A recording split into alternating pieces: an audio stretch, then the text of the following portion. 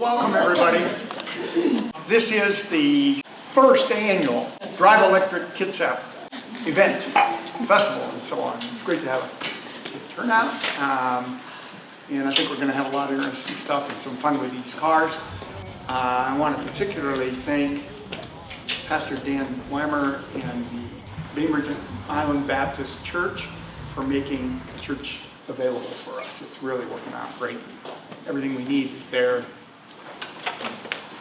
There are 40 electric cars or plug-in electric cars, all plug-in cars, some of them all electric, in this brochure. So this is a great brochure. If you're shopping for these cars, all the models are there. And we're going to have many, if not all of these models, not all of them, but we're going to have many of these models here for dealers to demonstrate and so forth. And there is Kitsap Transit's electric bus over there. If you haven't seen it, I think you have to see it because it's so big. It's a wonderful thing. It used 2% of its battery to get from Bremerton to here, so it's a fully functional bus. It can do everything the other buses do, and it's all electric. And there's another one on order. And so have a look at it, and while you're there, you can take these home to the kids. These are fold out, and your 5-year-old will be able to make it into a bus. Compliments to Kitsap Transit. They also just received their electric ferry for the Bremerton Port Orchard run. It's a really neat boat. It was going to be all electric, and then the Coast Guard said you have to put a backup diesel in it. So it's a neat thing. Why are we doing this? There's a coalition on the island of 5 environmental groups. Guess what? Bainbridge Island. We're on our way to 7 environmental groups, I guess, called the Climate and Energy Forum. So we are doing events regularly, and this is one of those events, and we're focused on climate change. That's what this is about. So this meeting, I help get this going, and my purpose is concerned about global warming. So are you, and it's an existential crisis. And electric vehicles are going to be one of the best ways to address it. We've heard lots of bad news about the climate. In fact, it's depressing. If you go online, every study says it's advancing faster, it's going to be worse. 1/3 all the birds in North America have died off, and so on. It's just kind of overwhelming. It can be depressing for those people who pay attention and respect the science, like Greta Thunberg tells us to do. Look at the science. This is not an opinion thing about climate change. And one of the scariest aspects of that is something called the tipping point. That at some point, I used to live in Alaska, the muskeg and stuff is going to melt, all the methane is going to be released. We're going to tip over. And similarly, forest fires can be a part of that. So it's really scary. But I count myself as a realistic optimist. One of the things, not being an optimist, well, I better speed up here. I'm gonna have to get through this. Okay, so I'm gonna get a little dispensation in terms of my time. There's also a tipping point in electric transportation. 2017 to 2018, there were 81% more electric cars sold. Now, given that nationally and in the state of Washington, the biggest single source of carbon is transportation, this is a huge thing. If we can go after that, it's a low-hanging fruit. And here's another thing. In terms of public policy, it's Trump-proof. Nobody, so far I can't figure out a way where he can keep you from buying an electric car. So, go buy an electric car. And maybe even today. I want to say something about social equity in these cars. There's a lot of Tesla owners right in this room. Not necessarily a car for everybody. And so we need to work to make these cars available for everybody as we get at that target of reducing global warming and electrifying transportation to get us there. So I'll tell you my own story. So I'm in the in that low-income category, and how can I get an electric car? So Vicky and I started shopping, and holy have. There's a whole bunch of electric cars out of lease, like Leafs. We bought a Leaf. We bought a 2012 Leaf, all-electric car with 44,000 miles on it for $5,300. And we sold her old Honda Fit with 109,000 miles on it for $5,300. And this car, there's nothing wrong with it. You know, buy a used car, I drove it home from Everett, and I'm just waiting for the thing the guy didn't tell me about. It didn't happen. So now we fight over the use of the car. It's perfect here. It's got a range of about 70 miles, and it's saving us a lot of money. It's fun to drive. So there's an answer. The other social equity thing is apartment dwellers and condos. How do they have these cars? How do they charge them and so on? City Council is going to help address that. Bainbridge Island has got to find a way to do that. We have a 100-unit affordable income Suzuki property going in. It's going to have to be ready for these cars and also have car sharing and those kinds of mechanisms, as well as other multi-family, existing. How do we make those places work for people at the level apartment dwellers are in terms of buying these kind of cars? So there's no more excuses. The electric bus here, the drivers tell me that bus can do everything and has all the capability of every other bus they have.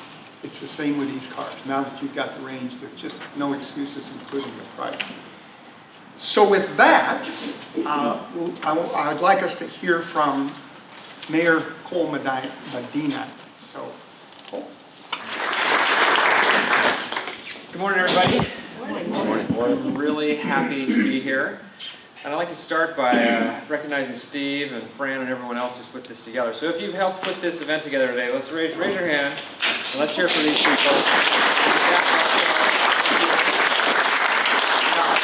I was really pleased to drive here in my Leaf this morning. It made a lot of sense. It finally all comes together, right? I don't want to shame anybody, but if you own an electric vehicle or you came here in an electric vehicle, raise your hand and let's hear it for all these good people. And I noticed Councilmember Schneider in the back raised her hand. She came here on her electric scooter. I think that qualifies. Yeah, good job. My job was to tell you guys what the city's doing in regards to this topic, and I didn't realize until I looked closer at the agenda yesterday that I'm supposed to talk about what the county's doing also. So I didn't do my research on that, but I'll tell you what I know about county efforts as well. I thought it was really fitting that we're having this today, right after the climate strike yesterday. But the timing was good, or maybe ironic, I'm not sure, depending on how you look at it. And right after this announcement from the Trump campaign about the emissions rules in California. And the, well, you know what I'm talking about. So that really made me sad and angry. Who else is angry about that? Yeah, really angry. That doesn't make any sense. I heard the head of the EPA on NPR talking about it and giving their rationale for it. And it was the typical, kind of sounds good, You don't know what's going on. Like his words, he sounds rational. But behind it all, I think they're just jerks. Why else would you do this? They're just jerks. But that's, hopefully today we're going to talk about something more positive and help us get past the jerkiness.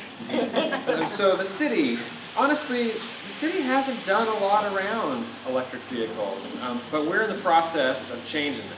So I'm going to tell you what the city has done, what's going on now, and what I hope will be happening next year.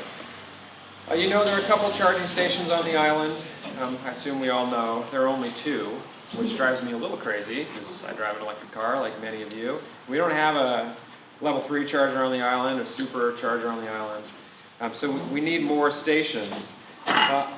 One of my jobs on our council is being a representative on the Kitsap Transit Board, so I sit on that board, and I've been on the new bus, the electric bus, which was a lot of fun.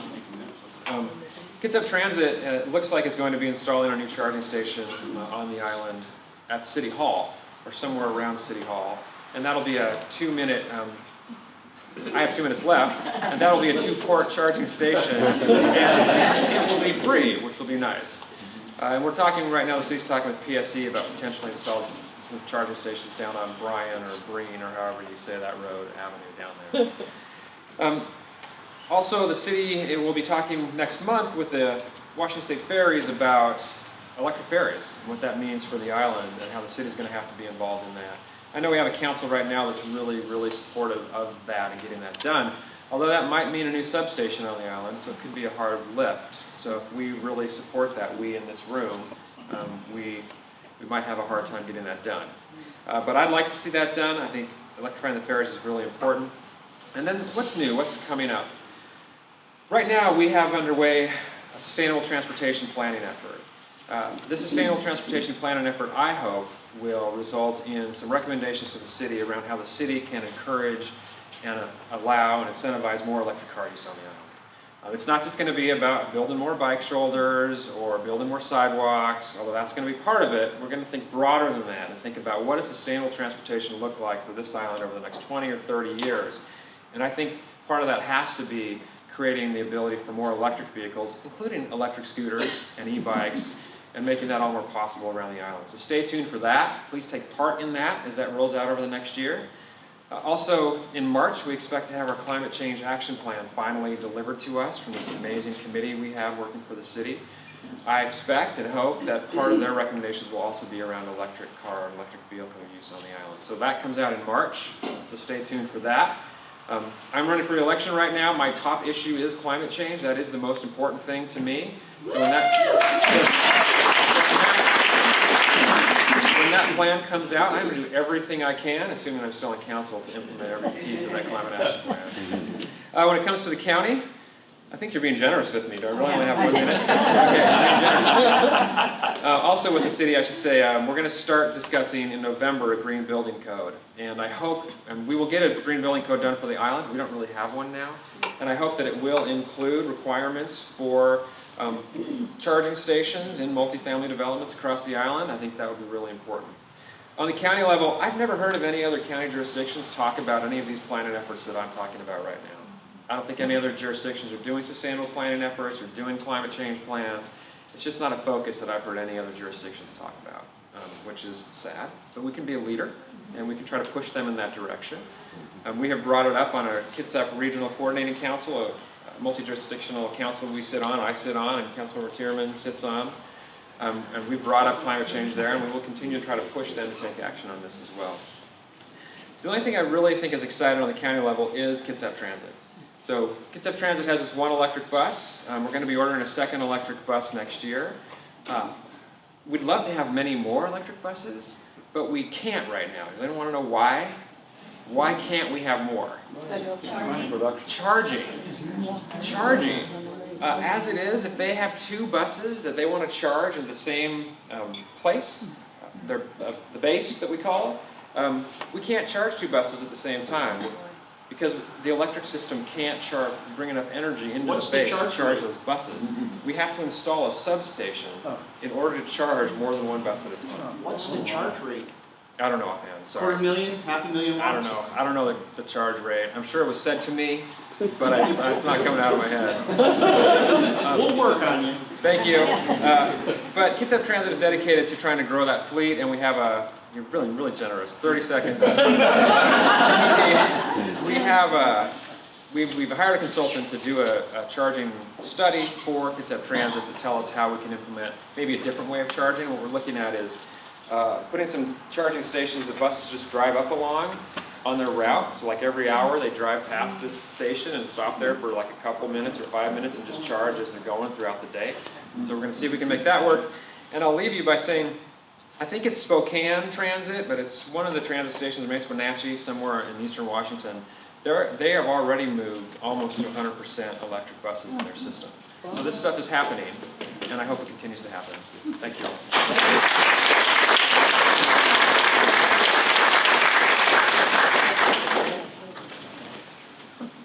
So, thank you, Your Honor, for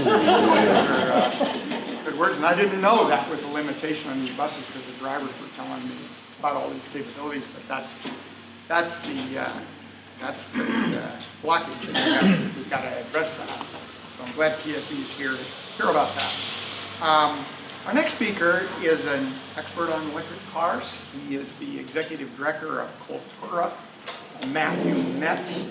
And Matthew, come on up, Matt, is an activist on clean cars, but also on getting rid of gasoline. Maybe he'll tell us a little bit how that's different, but use of petroleum. He has an interesting personal history of NGO work on progressive issues. He's a graduate of the University of Chicago with a law degree from UCLA. And so please welcome Matthew Metz. Okay, so just quickly the history of electric vehicles. You know, when cars were first being invented at the turn of the 20th century, everyone thought that they were going to be electric. You know, as Thomas Edison and Henry Ford, who were friends, said, you know, there's a lot of advantages to electric cars. They're cleaner.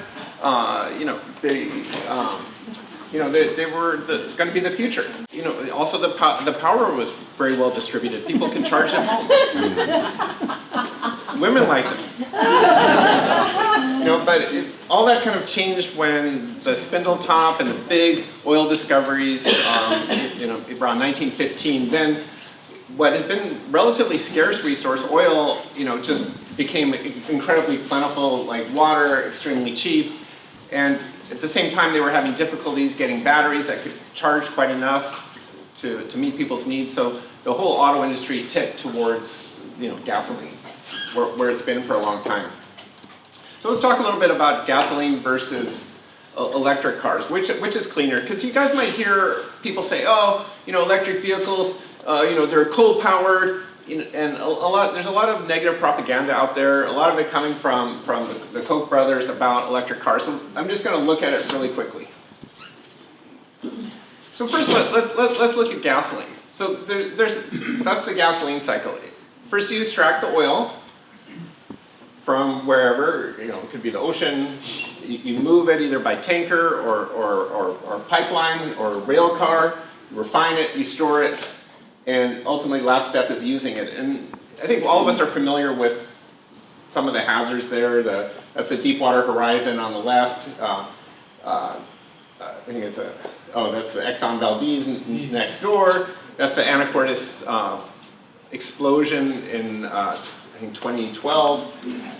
That's a gas storage tank at a gas station being removed. And by the way, I actually once owned a shut down gas station, and they told me, the people removing the tanks told me that 80% of gas stations leak. So basically probably the gas stations right here in Bainbridge Island are leaking, and they're also, by the way, emitting a lot of vapor. So we're actually pretty much subsidizing all gas stations because we're allowing them to leak into our groundwater, and people who live near them are breathing the vapors, which are extremely unhealthy.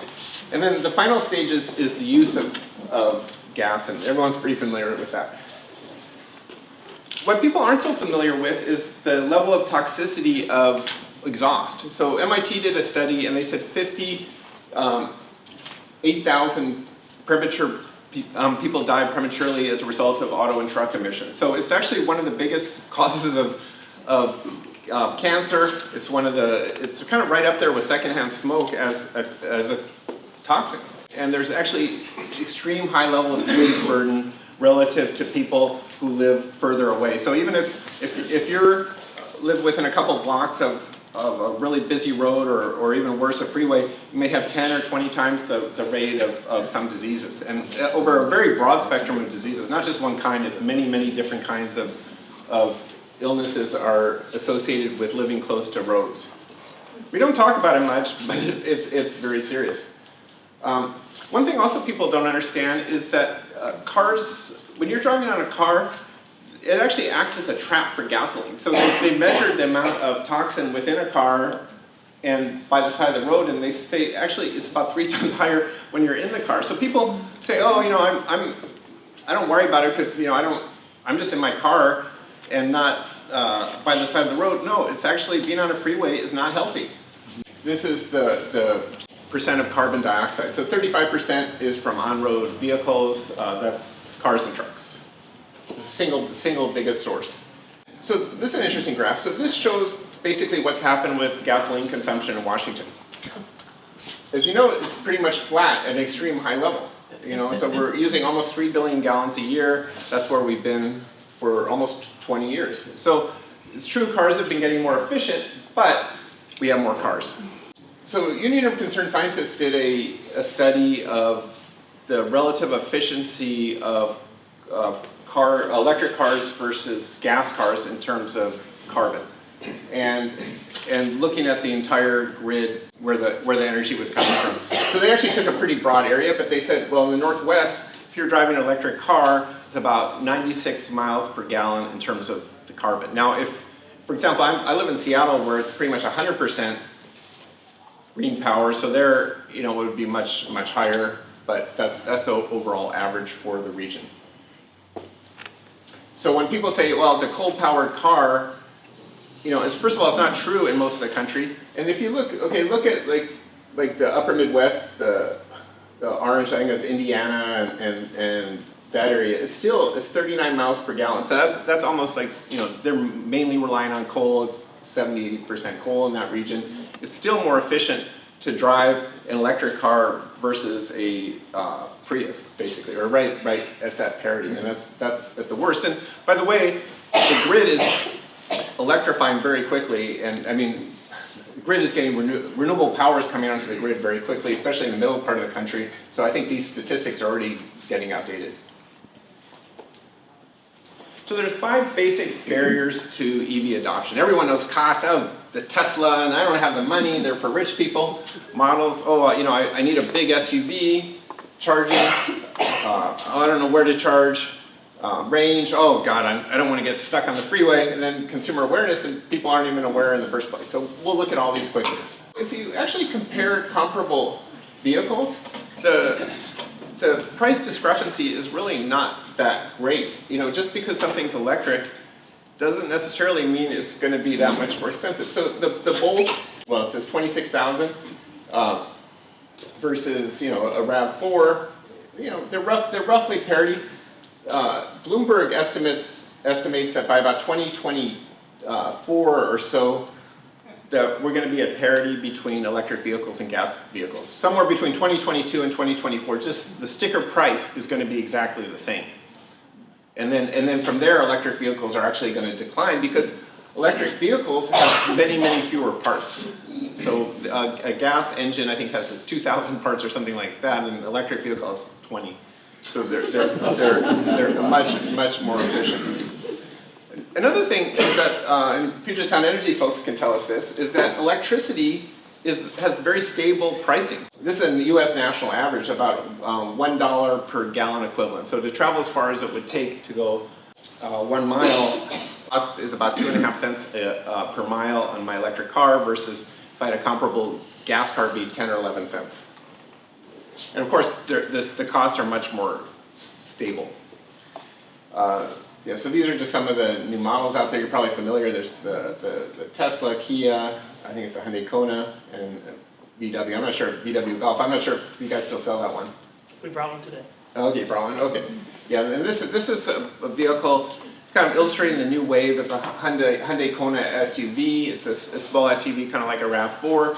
And I was talking to a Volkswagen gentleman today, and he says that VW is coming out with one soon. So this is a very popular model segment that is just starting to be, EVs are just starting to come into. You guys may have heard Amazon announced yesterday that they're going to buy 100,000 delivery trucks from Rivian. It's a new electric truck and SUV maker.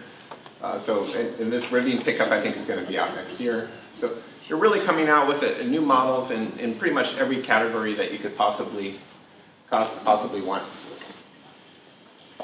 Also, a lot of new developments in the charging world. So street side charging is becoming an important way people can charge in the city, especially apartment dwellers.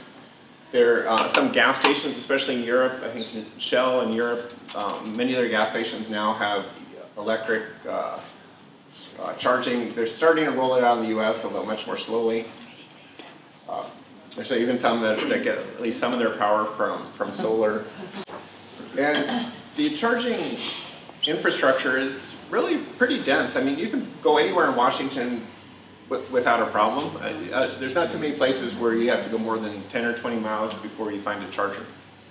Can you explain the difference between the brown and the green? I think Brown's DC fast chargers. yeah, Brown's DC fast chargers, yeah.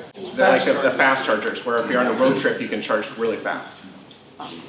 So just to give you an idea on a DC fast charger, I mean, depends on the car, but for example, I think a Tesla can charge roughly 200 miles in 30 minutes, is that right? About 170 in 170 in 30 minutes, yeah. And I don't know, is that with the fastest charger, or is that with the new 250 kilowatt chargers? Yeah, it's 1,000 miles an hour. Yeah, so it's really, and they're getting faster and faster. Porsche claims that they have one that's even faster now. As a result of the Volkswagen settlement, VW had to pay or agree to put in massive amounts of charging throughout the country, and that's really helping put the fast charging everywhere. Again, in terms of the range anxiety, pretty much the standard now of all vehicles is over 200 mile range, which I think pretty much anyone who drives an EV will say, you know, that's plenty. It's extremely rare where that's inadequate. Some people say, oh, the battery is going to die out. Actually, the batteries have proven incredibly robust. A lot of Teslas that have been out there, 5-7 years are still at 98% of their original range. I have a Chevy Bolt that the charging is as good now as it was 2.5 years ago when I got it. Okay, so let's talk about equity. Sometimes, well, EVs are for rich people. Actually, their operating costs are much lower in an EV. Both the fueling and the maintenance is much, much less. There's reduced financial shocks, but for poor families, a unexpected car repair is one of the biggest things that tilts them into financial crisis. The roadway pollution, we talked about earlier about how poor people, minorities tend to live on busy roads. There's also a lot of excitement about all the construction that will take to rewire our economy to make cars run on electricity. Could be a great source of jobs. It also just keeps money at home. It keeps the money within the state that we're sending. Washington State is sending billions of dollars out annually to, who knows, potentates in other parts of the world or in Texas or whatever to purchase to purchase oil, and we can keep that money at home. So just quickly, some of the strategies that we're working on. So one is basically to, I've talked about some of the harms of gasoline, but to really sort of make it distasteful. We want people to understand that it's not a value neutral act to drive a gas car. It's actually a socially damaging act. I'm not saying people that do it are bad, but I think people should realize that it is actually harming your neighbor when you get into your gas car. And and so one of the things that we're trying to do is kind of work through the media in different ways to change value systems. And for example, this Will and Grace show, it was incredible in the gay marriage and how that just flipped so quickly.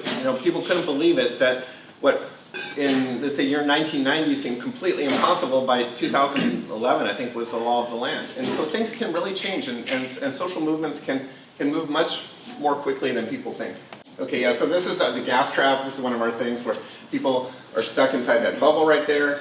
And there's a play that goes on. This is we also have a video about gasoline. It's a music video. This is the recent James Bond movie. He's driving an electric car now. And then, okay, the policy side. So a lot of Americans, the laws of supply and demand, they're practically right up there with the 10 Commandments of things that we have to obey. But if of course, there's billions and billions of dollars that go into subsidizing the gas and oil industry right now. So this is the head of Shell, or former head of Shell, but he said, in automobiles, like, regulation has been everything. It's like a lot of things just don't respond very well to market forces, and autos, for a number of reasons, is one of them. We wouldn't have airbags or seatbelts if it weren't for regulation. It wasn't market that drew it. made it happen. So this is actually, people that are interested in policy, this is something that Cultura and actually a huge coalition of organizations we're working on together, is to basically, see how Washington is not shaded, it's kind of dark brown? That's because we don't have the ZEV regulation. ZEV regulation is a kind of a regulation that originally came out of California that other states have adopted that requires automakers to sell a certain percentage of their vehicles as electric vehicles. And by the time actually it would go into effect in 2022 or 2023, it would be about 7% of the vehicles that are sold in the state would have to be electric, or the automaker would have to buy credits from someone who has an excess, often Tesla.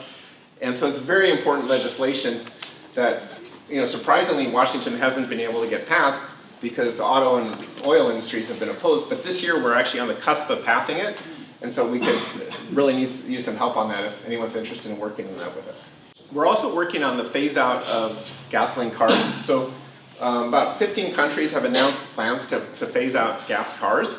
And so Governor Inslee is actually, in part of his presidential campaign, said he wanted to phase out gas cars by 2030. Elizabeth Warren has since adopted that.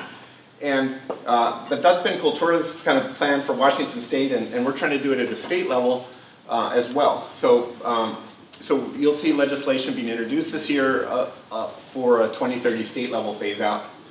And basically the idea is it's just to set a clear line in the sand, and that the automakers and landlords and everyone who's involved in developing the systems that electric vehicles require will get on it. So we're building a big coalition. There's a lot of groups that have a good interest in electric vehicles, and so we're trying to bring them together to make this happen. Anyway, so look at it.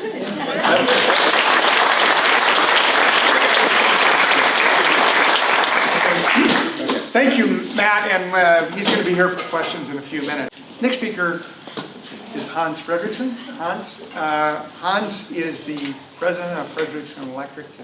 So Matt is very much a part of the Port Townsend community, and he's very committed to solar and these kind of things. He drives an electric car. I think it's his second electric car, and he's very knowledgeable about charging systems. It's good to see all the interest here this morning. I'm going to go over some nuts and bolts for everyone.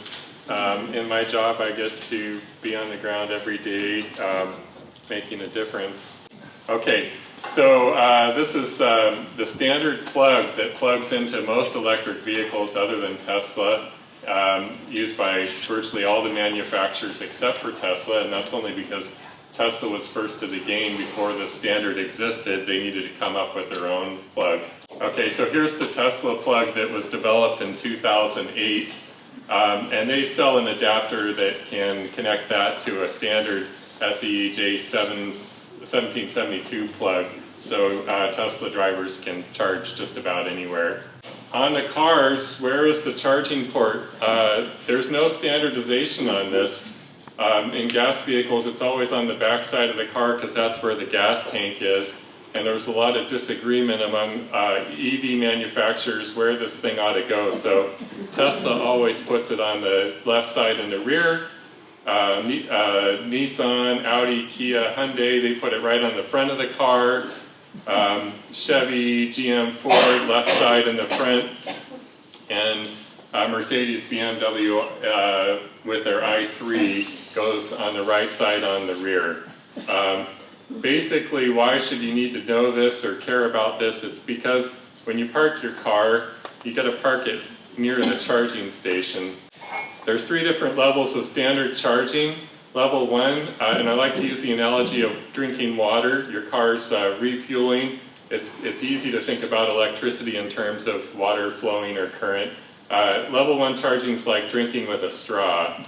And it's one of these charging adapters with a J1772 plug and a standard household plug usually comes free with every car. You can add about 4 miles of range per hour to your car. Doesn't cost anything because you've probably got an outlet already, and you get this with your car, but pretty slow charging. So level 2 charging. Now this is going to be like a household appliance, dryer or range or cooktop or something like that. more like a garden hose level of refueling for your car. And it's going to be a 240 volt circuit. And it's going to give you a charge rate of 8 to 30 or more miles per hour. And it's going to cost installed anywhere, typically $750 to $1,500. Could be less in ideal circumstances, or more if you need to dig a trench and put a pedestal out at the end of your driveway or something like that. But that's typical installed costs with labor and material and permits. Placement of the charging station is pretty important, particularly at home or a business, wherever you're going to be plugging in most often. You see on the left here, Tesla's, where you plug in is the left rear side. So we've got two different Tesla situations here. In the middle photo, you see that the charging station ended up on the other side of the car because that's where the electrical panel was. So the electrician said, for your most economical installation, I'll put your charger right here. You'll save a couple $100. I won't have to run conduit across the ceiling to get to the other side. Well, now that driver, every time they plug in their car, get the cable off the wall and walk around behind their car and plug it in. Doesn't seem like that big of a deal until you do it 1,000 times.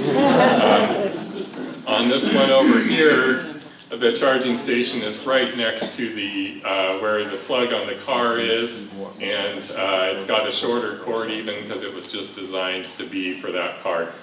I would still recommend a charging station with a 25-foot cart.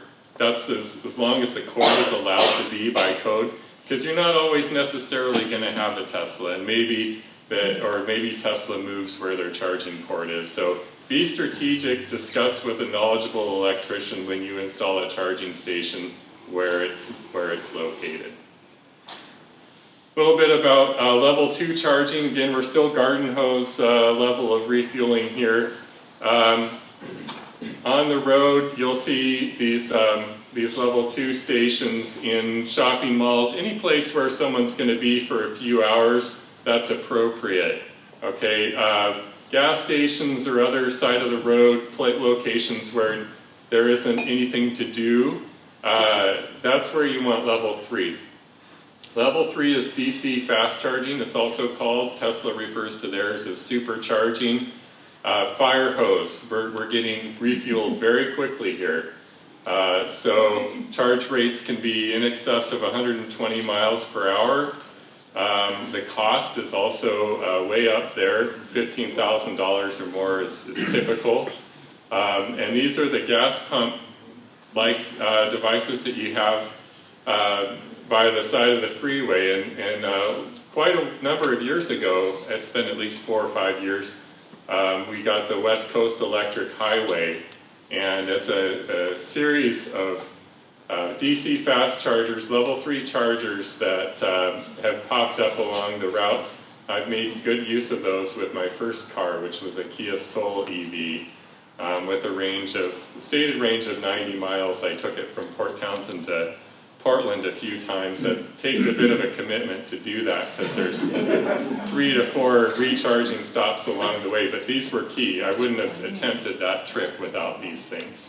There's not just one plug, there's several. So the West Coast Electric Highway, those charging stations are what we call CHAdeMO. It's a big round plug, pretty hefty, and it has a separate connection in the car. On the left we're seeing where it attaches on the car, and then on the right you'll see the actual CHAdeMO plug that you will heft off of the machine and plug into the left side of that port there. And that was a Nissan, Mitsubishi, the Kia Soul I drove used that one. It's an older standard. It's being replaced gradually by this one. This is the CCS Combo. If you look closely at this guy, you'll see the top section of it is identical to a J1772. And then down on the bottom there are these big 2 plugs for the high voltage DC to attach to the car. And this is being adopted by a lot more manufacturers, and in fact the Kia Niro EV that I drive now uses this standard instead of the older CHAdeMO. A little bit harder to find these stations right now on the road.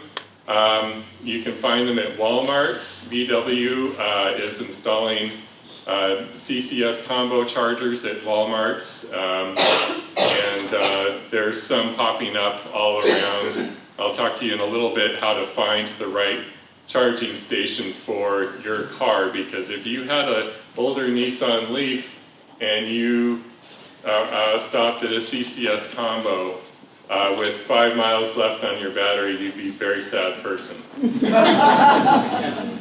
Tesla SuperChargers are level 3, and Tesla also sells adapters.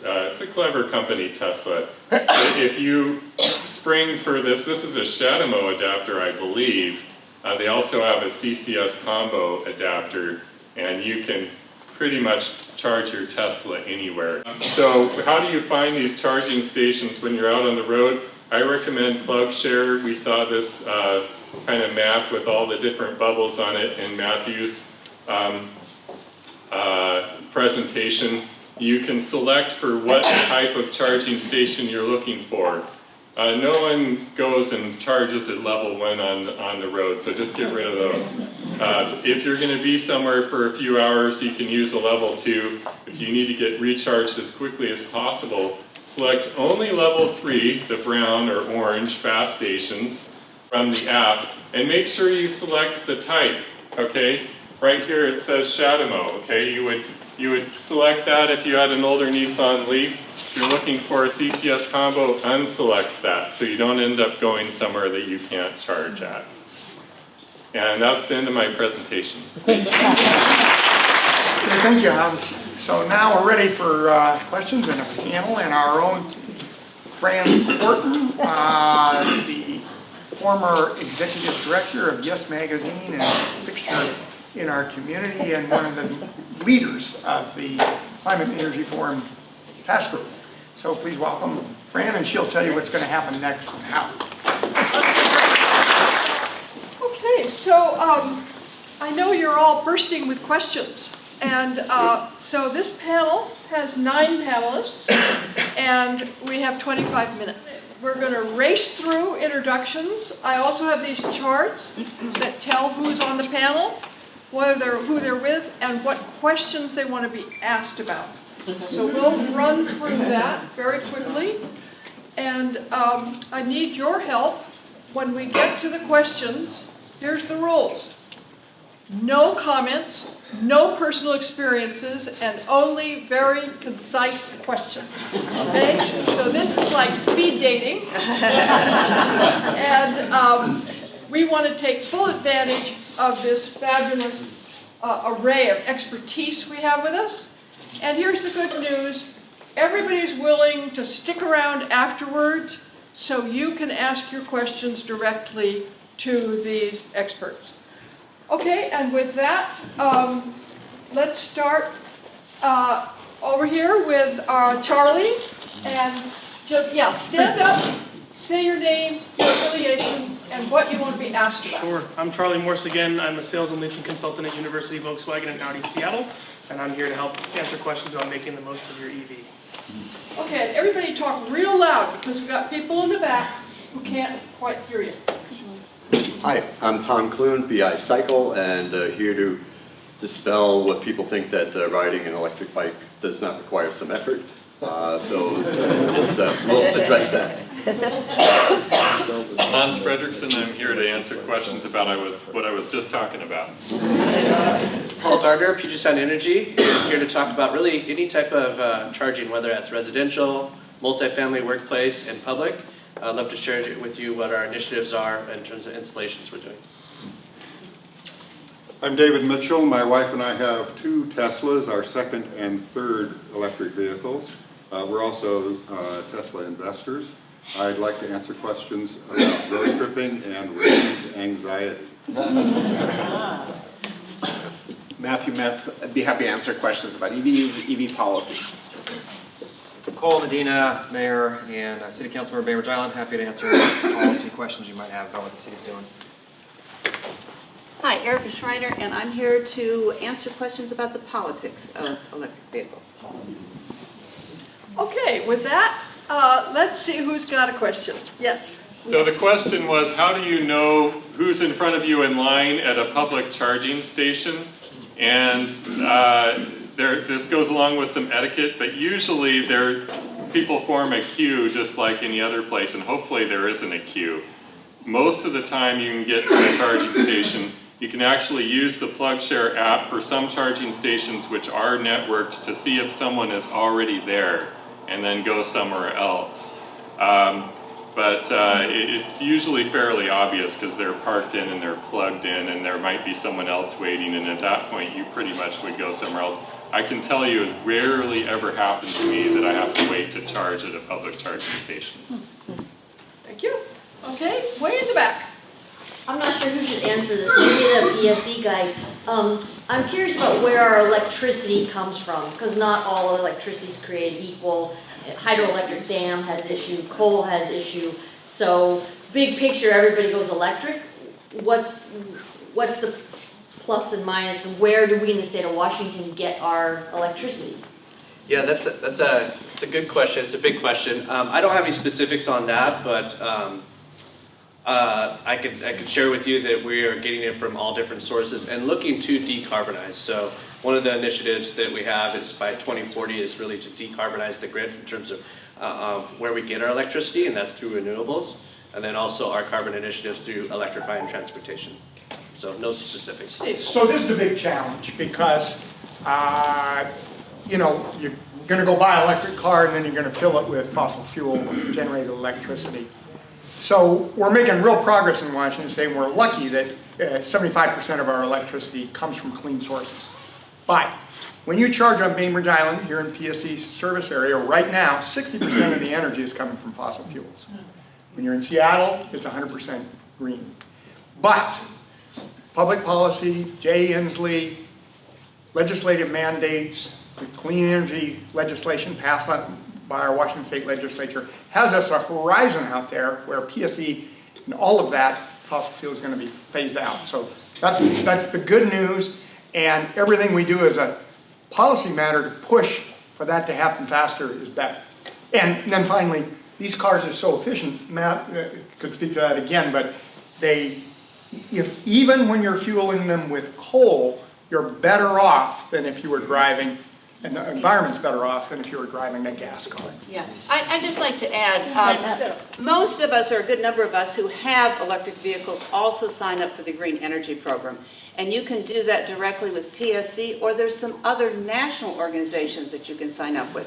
But yeah, that clears the air, and do that anyway, sign up for green energy options. Matt, do you want to speak to this? No, I think it's Okay, good. Next question? Yes. Koch brothers, misinformation. What's being done and what can be done? Disinformation. Yeah. Well, I guess, Matt. yeah, just, it's, a lot of it's more people getting out there with EVs and talking about it and just spreading the word. But, you know, it's like so many of the climate crisis generally. It's a battle. It's a battle, like on all fronts. You know? Maybe on the West Coast we're in good shape, but I'm thinking about out in the middle where they may not have contact like we do. Okay. And the availability of hydrogen-powered cars. Yeah, actually, well, I'll speak to that. I mean, hydrogen really is, in personal transit, is, you know, it's less than 1% of are sold relative to EVs. So it's easy and so it's just basically it's not going anywhere, honestly. It's all, the passenger vehicle market is all going towards electric. Okay, yes. Are there any electric pickups? So, yeah, so Rivian, I showed one slide. So Rivian is supposed to come out with one this coming year, and they're working on a Ford F-150, maybe 2 years away. Tesla is also having one that's probably going to be out next year or two, 3 maybe. So, you know, they're a year or two away, I would say. Thank you. And I read in the negotiation that GM is doing with the union right now, because they're striking, they have promised $7 billion to develop a pickup, electric pickup, and invest in battery technology. So pickups are coming. Yes? Is there a solution for long-haul trucking in the future? long haul. So Tesla, the Tesla Semi is supposed to have about 800 miles range roughly, I think. And then, actually, back to the hydrogen, a lot of people are saying, hydrogen may be the best solution for long haul trucking. There are certain applications where hydrogen works well. So, that could be a solution as well, but it's a struggle. Okay, all the way in the back. What's the typical charging rate for stage 3 building? Are you talking in For the terms of? consumer, if I were to go to stage 3, what would I be charged? Yeah, it ranges. It really depends on the network. So you can go, some are charged by the minute, some charged by the kilowatt hour. I can let you know, so for the PSC stations that we're looking to install, if you go out with the DC fast charger, the 150 kW output, which is, it's actually level 4, it's really high output, it's $7.50 per half hour. And it just really depends. So if you go to a PSC branded station, it'll be one rate. If you go to, let's say, a charge point, which is a third-party supplier, it'll be totally different. Yeah. Okay, yes. So this is more of an efficiency question for the standard range that manufacturers list on their vehicles. Is that for one driver in the car, or is that the car full of passengers and luggage in the trunk? How does that all? I can tackle that one. So the EPA actually restructured how they do this with the resurgence of electric vehicles. They've had to restructure how people read these numbers. The number that you're going to see listed is an average driving figure. So that accounts for elevation changes, that accounts for different weights in the vehicle, that accounts for different environmental impacts that can affect the battery as well. So that is an achievable average. The other part to that equation that people don't take into consideration is regenerative braking. If you live in an area like Seattle that has a lot of hills and things like that, while you are using more energy going up, you regain a lot of it coming back down. So that is a bit more of a subjective question, because a lot of it comes down to driving style, even though you may have different variables on day-to-day use. If I could just add, the biggest variance you're going to get is a result of temperature. When the temperatures go down, let's say to 40 degrees, you're probably going to get 20%, 25% less range. They say turn on the seat heaters and the steering wheel heater, and not the actual heater of the car. You get better. Okay, over there. Just a question for Erica. I'm intrigued by, given sort of how liberal our state is, why we have the EV laws we do. There's sort of penalties for using them, really, extra charge. I just wondered what you thought in terms of how we might move forward with more, I guess, progressive legislation at the state level. I worded that politics a little bit different than the way you may think, but very good question, and yes, we need to be active on the state level, and at the very end of this, we'll talk about ways you can be. What I meant about the politics is motivation to buy a car, and I'm a very political person, as you may have surmised.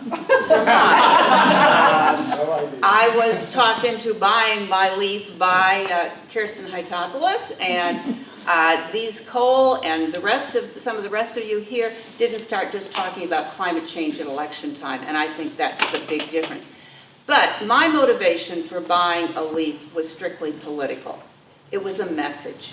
And I think that's very important. Yeah, it's an efficient car. It makes sense. I would never buy anything but an electric car again. But I think it's a political statement, and no more giving my money to gasoline or to the gas lobby.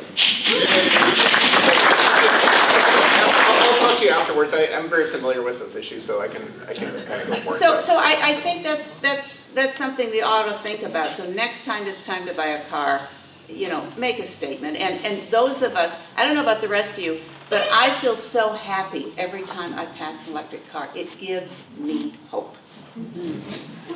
Okay, Gary? My question is federal tax policy. There's been a tax credit for EV purchases in the IRS code, and I understand it's phasing out, but can someone fill us in on what the timing and is there any new legislation to extend that?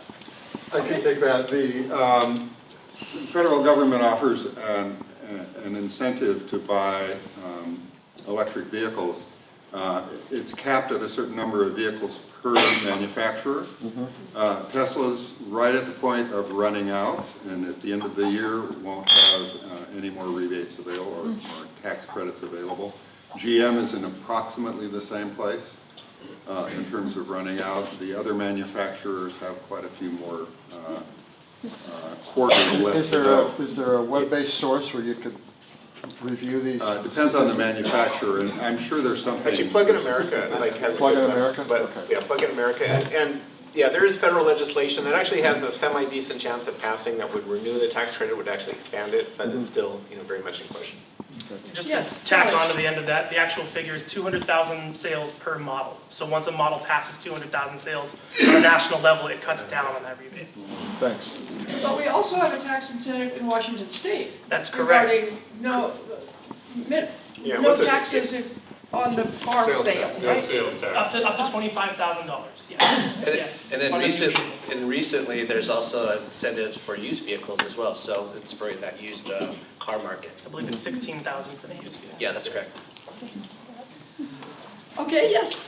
In terms of incentives, I wondered what the programs that you're aware of for single-family units for adding charging infrastructure. I'm more even concerned about multifamily because it's for an apartment complex or a co-op, it's very expensive to get the kind of increase in infrastructure. Thank you for asking, that's perfect. So I can talk about a couple pilots that PSE is currently underway.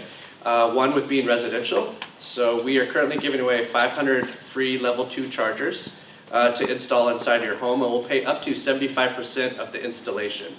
So up to $2,000. So that includes upgrading your panel and whatever it might need to get you to that higher rate in terms of level 2 charging. And so the interest for us is really understanding the usage and the data behind it, because what we want to understand is how do we incentivize or change consumer behavior down the road? Because as everything becomes electrified, we have to figure out a way to really maximize the infrastructure that's in place today. So is it something that we can give a $5 credit if you decide to charge your car after 8 p.m. versus 5 p.m. when you get home? And so we just really want to understand those use cases. And then the same thing for multifamily as well. So we have a pilot program. We'll do 50 multifamily installations inside of a multifamily residence. We'll install level 2 charging, provide full free upgrades and full installation for those multifamily residences for 50 different installations throughout the state. And then last, which I'm working on specifically, is public charging. So much like you see gas stations today, you go out in the wild, imagine you'll see a different type of fueling station. It's an electric fueling station. It'll be a combination of the DC fast chargers, which everyone talked about so far today, and level 2. And so if you're out in the wild, instead of going to a PM, a Shell, you would go to a PSE charging station that you could charge at, so depending on how long you want to park. So if it's 4 hours, 2 hours, in the amount of hours, you use the level 2. If you want to get to point A and B, in a matter of minutes, you could use our DC fast chargers. The other thing we're really interested in learning with those, the public installations, we want to have at least 2 of those next to multifamily residences, because of those buildings that may have limitations where you can't put it directly on that property. If we install those next to multifamily residences, can we drive adoption so people can say, oh, okay, well, I have charging stations right next to it. The vehicle mile ranges go from 200 to 300 miles. I don't have to charge every day. I'll go ahead and adopt an electric vehicle now because I have access to public charging. Fred, can I just ask you about those 50 apartment dwellings? What do we need on Bainbridge Island to have some of them, or one of them, or all, or lots of them? Is that a role for city government to engage with PSE to get those here? Absolutely. Okay, thank you. Kara Brubeck, who I work with very closely, she lives on the island, very passionate. I know there is prospects for the island, so would be engaging with the city in terms of working at the top level, who would be good candidates to partner with, and then we would go engage with those city properties. So, but I'd love to talk to you more about that and take any information you guys have on direction for us. Yes. My question is about the batteries and the recyclability of the electric contacts within these cars. Because we know with the proliferation of electronic devices that we use in our hands, handheld devices, we have this huge waste that we're creating. Now with electric cars, are we the same problem? So that's a great question. So because electric cars are still pretty recent, it's still in its infancy. Probably 98% of electric cars ever made are still on the road. But the batteries tend to be a highly recycled product, and there's also substantial possibility of linking used batteries together as storage for the grid. So it's still developing, but it's likely within, I'd say, 5 years that there'll be a pretty much 100% recycled. Yeah, and I'll respond to that as well. So imagine somewhere in the future, so you have electric vehicle charging stations that exist today. The second gen, the next gen, 5 years down the road, would have what you call these second gen energy storage batteries. So as they're replaced and pull out of cars, they still have a ton of energy left and they can be maximized. It's just not ideal for the automobile. And we can use that to subsidize the energy needs at the grid level when we attach those to the charging stations. Yes, in the back. So I'm not an expert, but it's my understanding that a lot of the funding for the highway system comes from the gas tax. And so I'm just wondering, as people move more and more and more to electric vehicles, but still putting wear and tear on the road, is there must, I hope, there are people thinking about, okay, how are they going to make up for the deficit? Yeah, It looks like yeah. So that's a great question. So actually, Washington Transportation Commission is doing a huge study on moving to what's called a road usage charge. So you get charged by the mile rather than by the gas tax. But it's a huge question. It's actually bedeviling the whole EV field. But the reality is right now is the government is business partners with the oil industry in selling gasoline. It's not a healthy relationship. So, you know, even though it is kind of the best, I mean, closest analog to a carbon tax we have, the gas tax, it also has big downsides. I just paid a use tax when I registered my car. Me too. So the state of Washington charged me for that very thing. Yeah. So that is currently. Yeah, actually, that's a good point. Is that actually, as an EV driver, unfortunately, as a gentleman, you're actually paying more for than you would if you were paying the gas tax. It's kind of messed up, but that's another story. Okay, thank you. Yes. Question for Tom Clune. Tom, why an electric bike?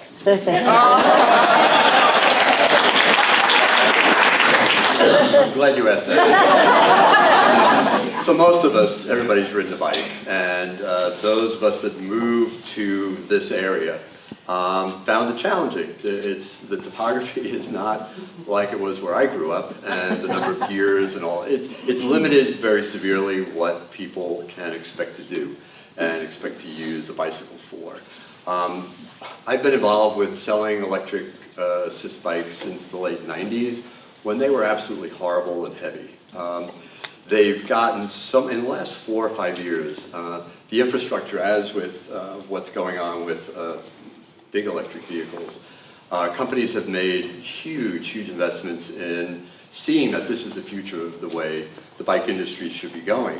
It doesn't hurt that the demographic is changing, and a lot of us are not the spry, robust individuals we used to be. But interestingly, we're seeing more and more people who were very much, you know, like this, oh, you'll never catch me riding one of those, to them riding one of the, getting on one of the rideshare bikes when the ferry's running late and they've got to make their appointment. And all of a sudden they hop on this bike and my gosh, they can get there quicker. It's a much more viable way to get around. You don't have to count on an Uber, you don't have to cost less. And you actually, with the majority of the bikes that are being sold now, not all of them, you actually have to be pedaling. You can't just push a little button and have it propel you the way you would an electric motorcycle, let's say. So you can choose levels of assist, you can get as much of a workout as you want, or have it be a little bit easier.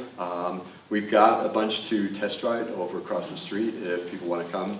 We're limited by time, but it helps. I can't tell you the number of people, even people who were resigned to the fact that they couldn't ride anymore because of certain issues. They're back riding, and it makes you feel really good to be involved in something like that. So. Okay. Question for PSE on the installation of the home charging stations, the 75% subsidy or assist. Is that strictly restricted to people that purchase electric vehicles? Is there a lottery? Like, how would you go about Yeah, it? great question. So it's an application, and part of the funnel in terms of getting approved is having a VIN number that's registered to you of owning an EV.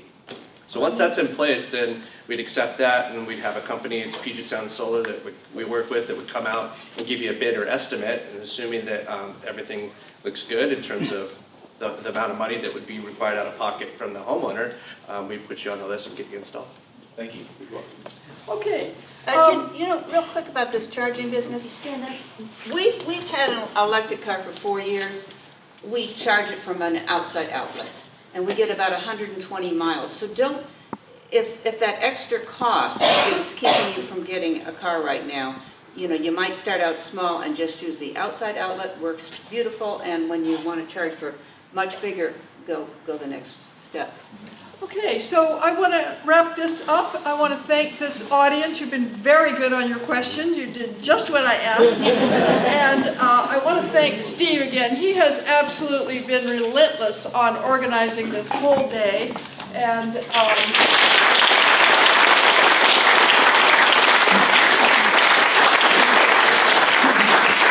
so with that, I want to wrap this up and turn it back to Steve because many of you will want to go across the street for all the excitement. And of course, you've got our panel here. Feel free to throng them with more questions.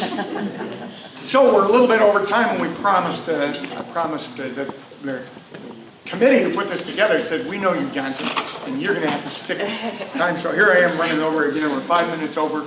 But you can talk to these folks, talk to them. You can go across the street. And I want to give Erica 30 seconds to talk about something else. We've done even though I'm over time. You already took up my time. These forums have been going on for a couple of years, and what happens at the end of them, people are highly motivated to address climate change. They don't know what to do. So we've figured out a solution for you. It's I guess you'd call it a new organization, but it really works with all the environmental organizations. It's called Act for Climate. And what you do is you sign up and make a commitment to show up 4 times, strictly for climate issues. Cole will tell you that we need people, he's a real strong proponent of climate change. People like him, even on council, need you in the audience to speak out on these issues. So we will notify you when something strictly about climate, either here in Olympia, you decide which you want to go to, but you're making that commitment for 4 years. We desperately need you. You're at the point where the decisions are made. That's where you're needed most. No meetings, no nothing like that. We'll notify you when the events are happening and tell you exactly where it is, tell you the rules, and give you all the information you need about the issue to, you know, make your remarks. So please, right over there, sign up, please. Thank you.